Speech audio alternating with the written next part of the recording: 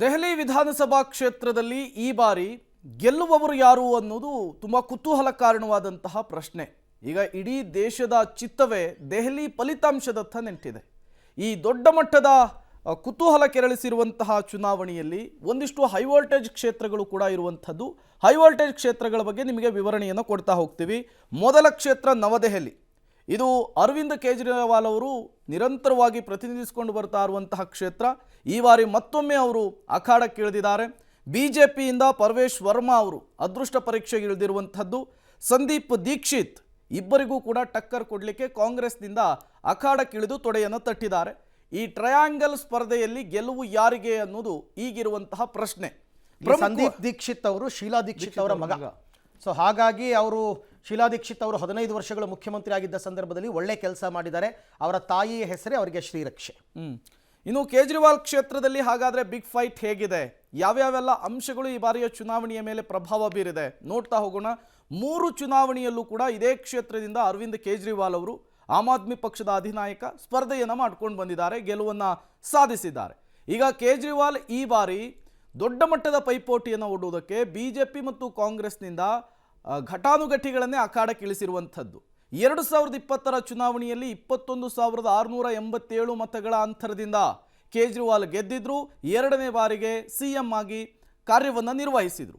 ಬಿಜೆಪಿಯಿಂದ ಪರ್ವೇಶ್ ವರ್ಮಾ ಅವರನ್ನು ಈ ಬಾರಿ ಅಖಾಡಕ್ಕಿಳಿಸಲಾಗಿದೆ. ಒಂದು ಹೊಸ ರೀತಿಯ ಪ್ರಯೋಗವನ್ನು ಇಲ್ಲಿ ಬಿಜೆಪಿ ಮಾಡಿರೋದನ್ನು ಗಮನಿಸಬೇಕಾಗುತ್ತೆ. ಇನ್ನು ಕಾಂಗ್ರೆಸ್ನಿಂದ ಶೀಲಾ ದೀಕ್ಷಿತ್ ಪುತ್ರ ಸಂದೀಪ್ ದೀಕ್ಷಿತ್ ಅವರನ್ನು ಅಖಾಡಕ್ಕಿಳಿಸುವ ಮೂಲಕ ಅರವಿಂದ್ ಕೇಜ್ರಿವಾಲ್ ಅವರಿಗೆ ಕಾಂಗ್ರೆಸ್ ಟಕ್ಕರ್ ಕೊಡಲಿಕ್ಕೆ ಮುಂದಾಗಿರುವಂಥದ್ದು. ತಾಯಿಯ ನಾಮಬಲವನ್ನು ಇಟ್ಕೊಂಡು ಸಂದೀಪ್ ದೀಕ್ಷಿತ್ ತಮ್ಮ ಶಕ್ತಿ ಪ್ರದರ್ಶನಕ್ಕೆ ಮುಂದಾಗಿದ್ದಾರೆ.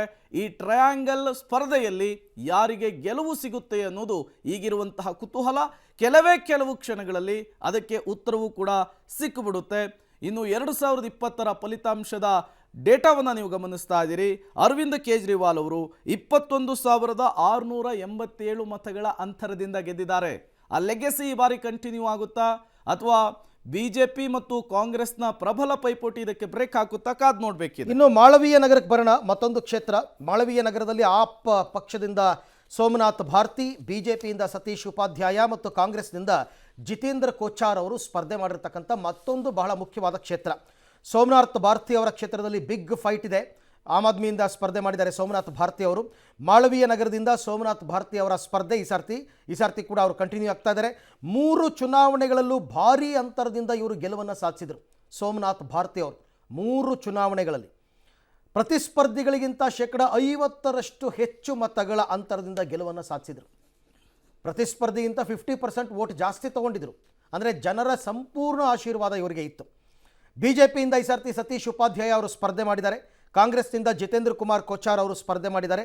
ತೀವ್ರ ಕುತೂಹಲ ಕೆರಳಿಸಿರ್ತಕ್ಕಂಥ ಮತ್ತೊಂದು ಕ್ಷೇತ್ರ ಅದು ಮಾಳವೀಯ ನಗರ. ಏನಾಗುತ್ತೆ ಅಂತಕ್ಕಂಥದ್ದನ್ನು ಕಾದು ನೋಡೋಣ. ಮಾಳವೀಯ ನಗರದಲ್ಲಿ ಆಮ್ ಆದ್ಮಿಗೆ ಮತ್ತೆ ಆಶೀರ್ವಾದ ಮಾಡ್ತಾರಾ ಜನ ಅಥವಾ ಬಿಜೆಪಿಗೆ ಏನಾದರೂ ಆಶೀರ್ವಾದ ಮಾಡಿದ್ದಾರಾ ನೋಡೋಣ. ಮತ್ತೊಂದು ವಿಧಾನಸಭಾ ಕ್ಷೇತ್ರ ತುಂಬ ಕುತೂಹಲಕ್ಕೆ ಕಾರಣವಾಗಿರುವಂತಹದ್ದು ಬಲಿಮಾರನ್. ಇಲ್ಲಿ ಅಲ್ಪಸಂಖ್ಯಾತರ ಹೋಲ್ಡ್ ಇರುವಂತಹ ಕ್ಷೇತ್ರ ಇದು. ಆಪ್ನಿಂದ ಇಮ್ರಾನ್ ಹುಸೇನ್ ಮತ್ತೊಮ್ಮೆ ಅಖಾಡಕ್ಕೆ ಇಳಿದಿದ್ದಾರೆ. ಇವರ ಮೇಲೆ ಭ್ರಷ್ಟಾಚಾರದ ಆರೋಪ ಎಲ್ಲ ಕೇಳಿಬಂದಿತ್ತು, ಜೈಲಿಗೆಲ್ಲ ಹೋಗಿ ಬಂದಿದ್ರು. ಬಿಜೆಪಿಯಿಂದ ಕಮಲ್ ಬಾರ್ಗಿ ಅವರು ಈ ಬಾರಿ ಅಖಾಡಕ್ಕೆ ಇಳಿದಿದ್ದಾರೆ.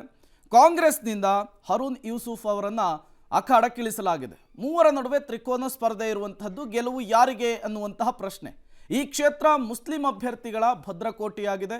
ಮುಸ್ಲಿಂ ಬಾಹೆಯುಳ್ಳಂತಹ ಕ್ಷೇತ್ರವಾಗಿದೆ. ಎಎಪಿಯಿಂದ ಮತ್ತೆ ಇಮ್ರಾನ್ ಹುಸೇನ್ ಅವರಿಗೆ ಟಿಕೆಟನ್ನು ಕೊಟ್ಟಿರುವಂತಹದ್ದು. ಸತತ 2 ಬಾರಿ ಕೂಡ ಇಲ್ಲಿ ಗೆಲುವಿನ ನಗೆಯನ್ನು ಬೀರಿದ್ದಾರೆ ಇಮ್ರಾನ್ ಹುಸೇನ್ ಅವರು.